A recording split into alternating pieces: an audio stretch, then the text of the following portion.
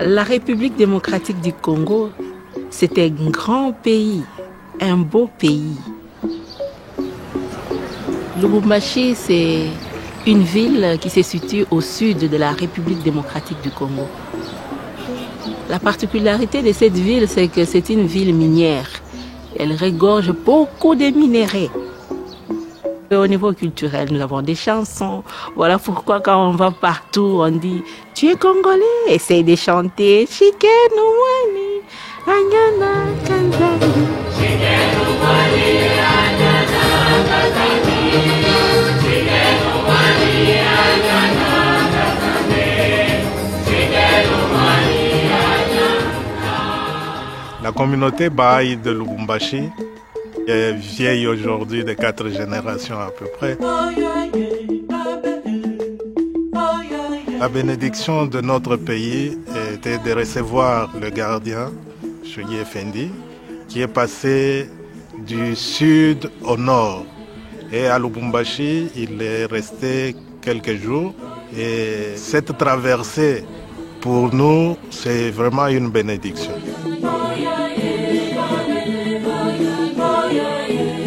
Dans notre groupement de Lubumbashi, nous avons une participation de plus ou moins 9500 personnes dans les activités de base. Les classes d'enfants avec une participation de 3376. Les groupes pour jeunes avec une participation de 2096. Le cercle d'études avec une participation de 261. Les réunions dévotionnelles avec une participation de 3800 et 292 visites au foyer.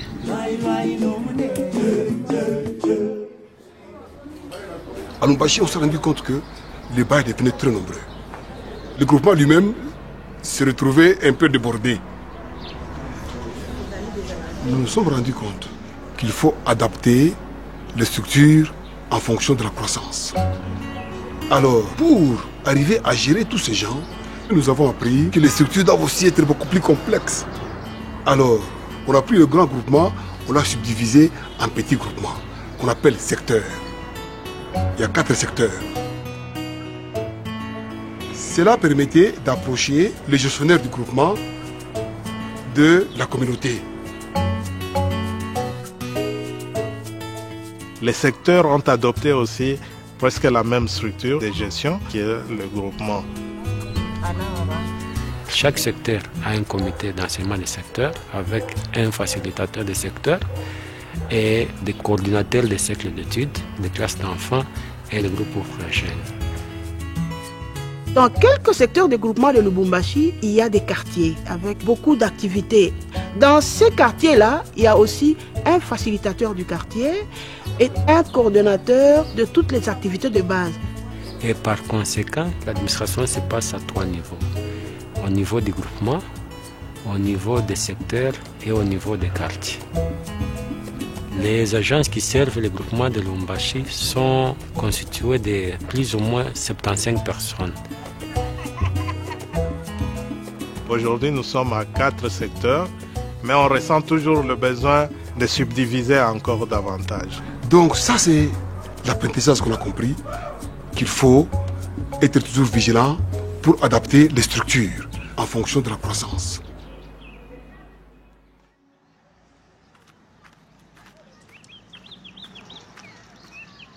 Au niveau du groupement, nous avons comme tâche principale de coordonner et d'accompagner les secteurs et les quartiers.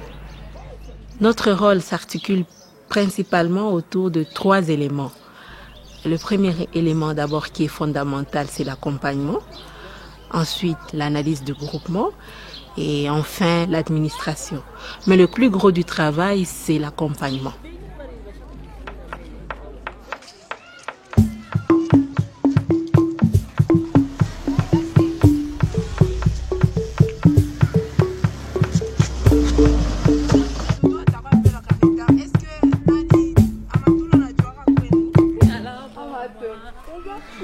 Pour accompagner le coordinateur des secteurs, on discute un peu sur ce travail, comment c'était passé. On étudie, on essaie un peu de revoir aussi les documents de la maison et puis on fait l'analyse du terrain, là où se passent les activités.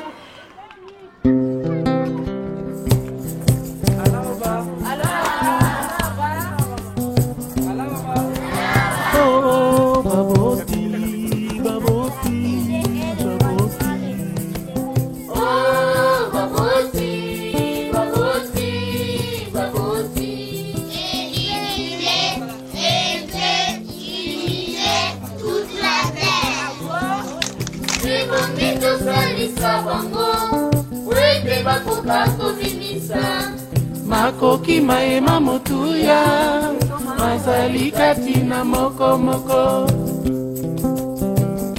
Toujours pas ta difficulté quand il est place ya kubitura. Difficulté kuni saa ya mvula na kama gumu sana batoto kuikala chini. Liboso bana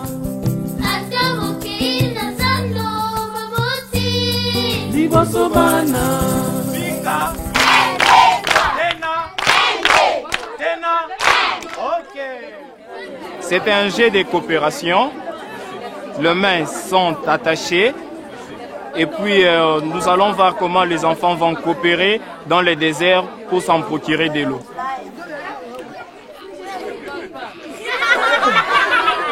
Ok.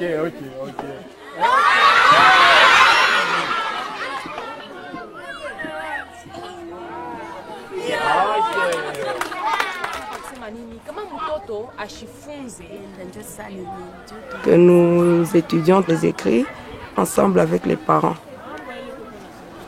Batoto yangu abakujue kuomba pakulala, batoto yangu abakujue kunilamukia pakulala. Hapa sasa niko naona avant ya kulala banaomba, asubuhi bananilamukia bonjour mama, banalamukia badada yabo na bakaka yabo, njo banatoka nje. Njo ile mimi nashukuru, mimi naona changement. Kunakuwa changement kiloko. Batoto sasa banayua kuheshimia bantu bote tu. Bote ni ba mama, bote ni ba papa.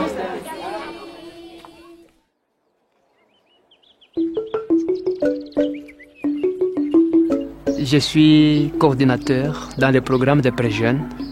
Je sers dans un des secteurs. Dans le groupement, nous avons un coordinateur qui est en train de nous accompagner, comme nous le faisons aussi dans le secteur vis-à-vis de nos amis animateurs. Je dois effectuer les visites régulières dans un groupe donné pour voir ensemble avec l'animateur si le groupe évolue bien ou bien il y a quelque chose qui ne marche pas. Nous aidons aussi l'animateur d'aller faire les visites aux parents des pré-jeunes. Nous visitons quelle famille? Nous visitons la famille de notre ami Aaron.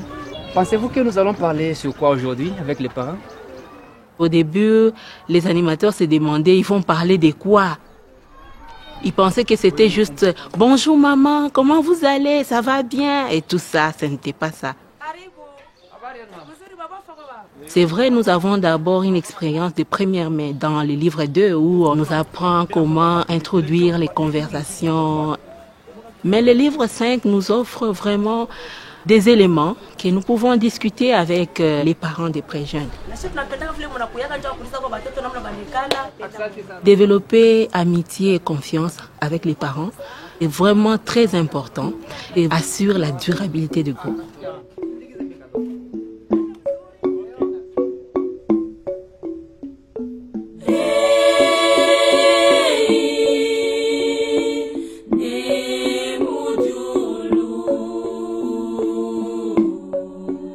À Lubumbashi, beaucoup de pré-jeunes ne sont pas scolarisés.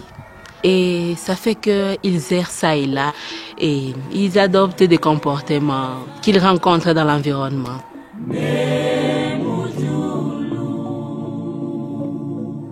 Et maintenant, ce programme vient répondre aux besoins de cette communauté.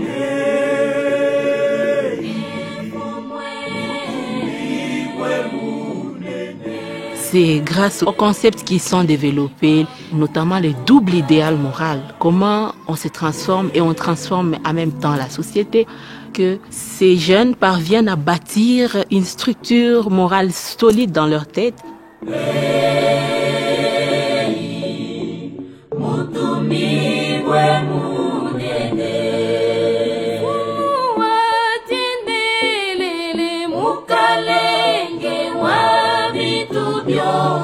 Ça leur façonne leur vie. Ils ont une autre manière de voir le monde et ils savent comment faire la différence.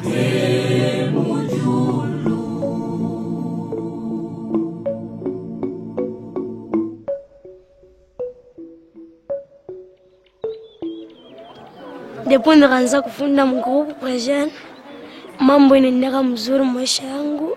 Kama minakomea na kwa veteran kwa magrupu Prejene, na mimi nitaanza kusaidia watoto wa mkartie kubafundisha ta classe d'enfants ya Prejene, itabasaidia na maisha yao na makonfirmation yao itaendeka mzuri. Mimi napenda brise de confirmation juu batuonesha comment découvrir ma talent na kufa effort juu Mungu a confirmé. Lueur d'espoir ilinitouché parce que kwa mtoto maripotesha papa wake, mais mkonana na bantu alikuwa na espoir. Kuku batoto wengine nabo baripotesha baparents yabo abana na espoir. Donc mimi zinaambia ule mtoto arifisha papa wake na anaweza kupata la foi. Moi aussi, je comprends que dans la vie, il faut essayer de surmonter n'importe quelle épreuve. Il faut avoir toujours le courage.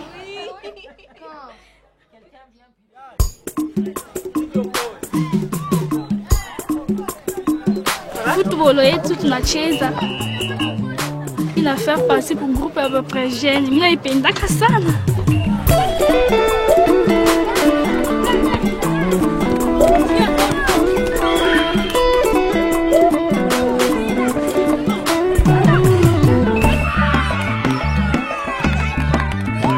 Kuna activité ingine tunafanya comme kuangalia malari, kutengeneza mafashi ile kuchafu tunatengeneza. Le projet de service, c'est la concrétisation de tout ce qu'ils sont en train d'apprendre. Évidemment, au début, on commence avec un projet de service simple, mais c'est au fur et à mesure, en accompagnant, que vous êtes en train de voir comment l'animateur aide les pré-jeunes à planifier un projet de service complexe. Au fur et à mesure, vous voyez comment finalement ils commencent à faire des campagnes de sensibilisation pour lutter contre un environnement malsain. Tunafanya ni projet de service ya groupe de Prejene. Tunapenda michi juu bilulu bishikure ishipate kuanguka. Imichi inetusaidia, inetupa mafri, inetupa oxygène, inetupa kimvuri, inetuprotege contre mavent intempérie, mavent ya nguvu, ndio pale tunaipenda.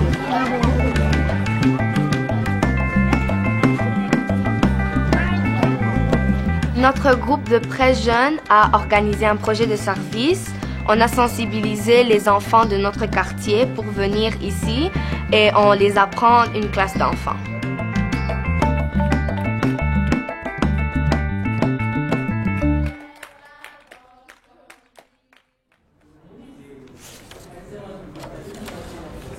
Le 27e cycle que nous avions débuté, tout le travail que nous sommes en train de faire, c'est fait d'une façon cyclique, c'est-à-dire un cycle à 3 mois. Les 3 mois nous permettent à bien réfléchir et à bien restructurer notre travail. Qu'attendre une année, puisqu'on ne saurait même pas les résultats s'ils sont bons, quelles sont les leçons tirées. Nous savons que le cycle a 2 phases principales. Il y a la phase d'expansion, la phase de consolidation. Il y a aussi une réunion de réflexion qui marque le début et la fin du cycle. Aujourd'hui, on participe à la réunion de réflexion au niveau des groupements. La participation était très élevée. Je pense qu'on a dépassé de 300 personnes. C'est un événement très joyeux et aussi sérieux. On était venu pour faire une évaluation du cycle passé et pour établir une nouvelle cycle. On est en train de réfléchir pour projeter le plan. qu'on voit ce que nous avons fait, les avancées et les défis qu'on doit relever pour projeter notre cycle. Après avoir consulté, on doit maintenant passer par l'action.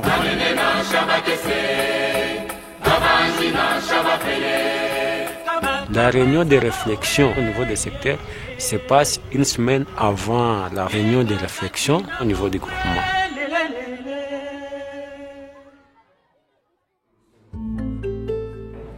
Nous avons des réunions institutionnelles qui regroupent toutes les agences du groupement. Et cette collaboration-là est devenue vraiment effective. C'est vraiment important d'avoir l'unité de vision et d'action. Parce que si on est divisé, tous les efforts sont voués en vain. C'est-à-dire c'est quand on est unis qu'on peut arriver à faire quelque chose. Nous sommes en train de lire périodiquement notre groupement pour avoir la réalité sociale de notre groupement, connaître nos forces, nos défis, nos difficultés et surtout s'appuyer sur les forces que nous avons afin de pouvoir relever les défis que nous avons. Quand elle rencontre des défis, chaque institution de la foi Baha'i ici à Lubumbashi, il ne tarde pas à recourir directement au message de la Maison universelle de justice. C'est comme si la maison connaissait déjà les défis. Et c'est la raison pour laquelle nous avons donné le message. Donc c'est vraiment merveilleux. La foi Baha'i a révolutionné beaucoup de choses dans la culture congolaise elle-même. Parce que dans cette culture-là, la femme n'avait pas de parole. Mama wakati wa mbele abakwanjeke kusema kumbele ya bwana. Meme kupoze tu question hivi msantre bilikuwa nguvu. Mais hapa sasa ba mama ndio beko na poser ma question ke ba papa. Et maintenant avec le cercle d'études, ça me donne cette courage de partir n'importe où, de parler devant les hommes et de partager ensemble les idées avec les hommes. À l'époque, c'était les hommes. Et ils n'amenaient pas leurs femmes aux activités. Et lorsque cela a été constaté, on a eu des réunions, des réflexions. Et les femmes ont dit que ce sont les hommes qui nous empêchent de venir aux activités. Les femmes, aujourd'hui, elles sont à toutes les activités. Et c'est elles qui soutiennent pratiquement les activités de la communauté. Un autre point qui était un défi, c'était la consultation en famille. Les femmes disaient que les hommes les informent, ne consultent pas. Et les hommes disaient que lorsqu'on démarre une consultation, les femmes veulent seulement que ça soit décidé ce qu'elles aiment. Les efforts sont en train d'être faits par les amis et on les voit à travers l'unité qu'il y a dans chaque famille. Moi, je suis une mère de famille. J'ai beaucoup d'enfants, 6. Pour gérer notre temps comme coordonnateur, il y avait beaucoup de défis. Mais avec le processus de l'Institut, on a vu que les maris, ils encouragent leurs femmes. Et les femmes aussi sont encouragées par les autres femmes là qui ont commencé déjà à entrer dans le processus de l'Institut. J'ai 7 enfants et je suis coordinatrice du groupement, des groupes de prêts jeunes. La foi nous a vraiment aidés, nous a donné tous les outils, nous a montré comment planifier notre temps et on ne doit pas fragmenter. Et on nous dit que le service doit être au centre de la vie de tout un croyant.